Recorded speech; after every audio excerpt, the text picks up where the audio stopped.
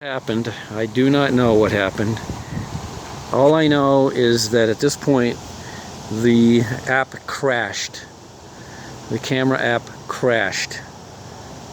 And I don't know what happened beyond that.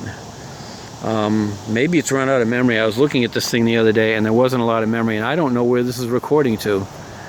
It sort of needs to be recording into the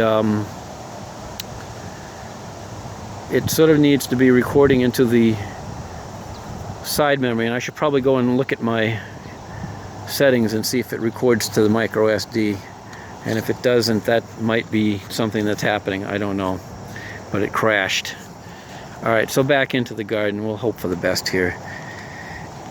And if I can't complete this thing in 2 videos, then I'm going to have to start anew on the other one and call this a failure till I can figure it out. So anyway, this area, tons of weeds. The cucumbers here are pretty much dead. What was down in here was snow peas, pretty much dead. Here is bush beans, not so dead. In fact, they're starting to re-flower, so we'll get a second batch of the beans. So we've gotten good beaning activity this year from these. Next row here, this was more cucumbers, thanks to weeds and stuff. Yep, pretty much dead. Here we have a small, stunted Brussels sprouts plant, but I took the cage off. I couldn't fit it anymore, and I didn't have another one of these big ones that I made. I thought I'd just see what happened. So far nothing's gotten in to nail it, but I was expecting it to get nailed. We do have woodchucks running around, but so far they have not attempted to get in. I know they would if they could. And we have 1, 2, 3, 4, 5 of these Brussels sprouts in the cages. And I'm thinking once we get to fall, I might uncage them and just, you know, go for what we can get, see if it works better that way. But down here, more squash, I think. I can't tell if it's squash or cucumbers because I don't see anything on them. They could be cucumbers. It's kind of a jumbled mess here because I think it is cucumbers, and it's growing right up this thing, side of that. More caged Brussels sprouts. These are the squashes. If you go to these other videos, you'll see them. Here's one I can probably pick.